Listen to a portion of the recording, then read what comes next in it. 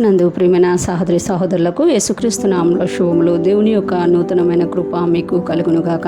ఈరోజు దేవుడు మనకిచ్చిన మాట ద్వితీయోపదేశ కాండము 15వ అధ్యాయము 4వ వచనము. నీవు స్వాధీనపరచుకొనున్నట్లు నీ దేవుడైన యెహోవా నీకు స్వాస్థ్యముగా ఇచ్చుచున్న దేశములో యెహోవా నిన్ను నిశ్చయముగా ఆశీర్వదించును.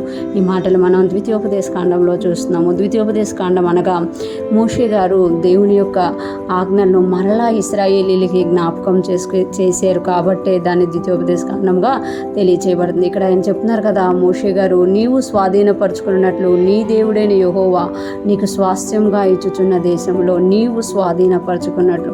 ఇశ్రాయేలుకి దేవుడు ఏదైతే స్వాధీనపరచుకుంటారో ఆ కానాను దేశమును, ఆ 7 యొక్క దేశాలను మీరు స్వాధీనపరచుకుంటారని మాట ఇచ్చారో అది ఖచ్చితంగా మీ దేవుడు మీ జీవితంలో నెరవేర్చబోతున్నారు. నీ దేవుడైన యెహోవా నీకు స్వాస్థ్యంగా ఇచ్చుచున్న దేశములో అంటే నీవు ఏదైతే స్వాధీనపరచుకోబోతున్నావో నీ దేవుడైన యెహోవా నీకు ఏదైతే స్వాస్థ్యంగా ఇచ్చుచున్నారో ఆ దేశంలో యెహోవా నిన్ను నిశ్చయముగా ఆశీర్వదించును అని చెప్తున్నామట. యెహోవా నిన్ను నిశ్చయముగా ఆశీర్వదించును. ఇక్కడ మనం చూసుకుంటే ఇశ్రాయేలీలకే కాదండి, మనకు కూడా దేవుడు కొన్ని స్వాధీనపరచుకోమని దేవుడు మనకి వాగ్దానాలనిచ్చి దర్శనాలనిచ్చి దేవుడు మనల్ని నడిపిస్తూ ఉంటారు. ఇశ్రాయేలీలకి ఎలాగైతే అబ్రహాము గారికి దర్శనమిచ్చి మాట్లాడి మోషే గారి ద్వారా వారిని బయటికి తీసుకొచ్చి వారు స్వాధీనపరుచుకున్నట్లు నడిపించారో మన జీవితంలో కూడా దేవుడు చాలా వాటి విషయంలో మనల్ని స్వాధీనపరచుకోవడానికి దేవుడు ముందుకు తీసుకెళ్తుంటారు. ఆ స్వాధీనపరచుకోవడానికి దేవుడు మనల్ని ప్రేరేపించినప్పుడు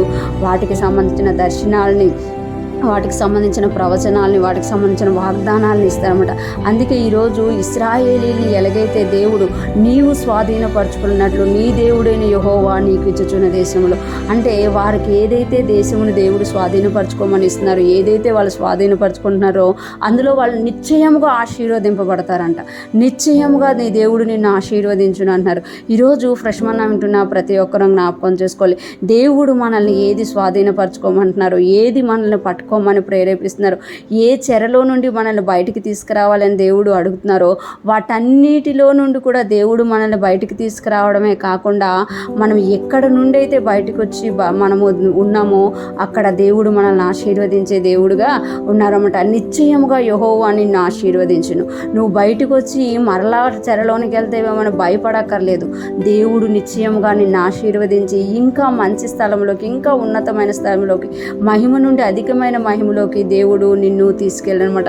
ఈరోజు ఫ్రెష్ మన్నా వింటున్న ప్రతి ఒక్కరం కూడా ఇశ్రాయేలీలకి దేవుడు ఎలాగైతే వాగ్దానం చేసి ఆ పట్టణాలని స్వాధీనపరిచి వారిని అక్కడ ఆశీర్వదించి గొప్ప జనాంగంగా చేశారో అలాగే మనము కూడా దేవుని వాగ్దానాలని స్వతంత్రించుకునే వారంగా దేవుడు మనకిచ్చిన వాటిని మనం స్వాధీనపరచుకొని అందులో ఆశీర్వదింపబడి అనేక మందికి మనము ఆశీర్వాదకరంగా ఉందుముగాక. దేవుడు మనందరినీ కూడా నిశ్చయముగా ఆశీర్వదించునుగాక. ఆమేన్.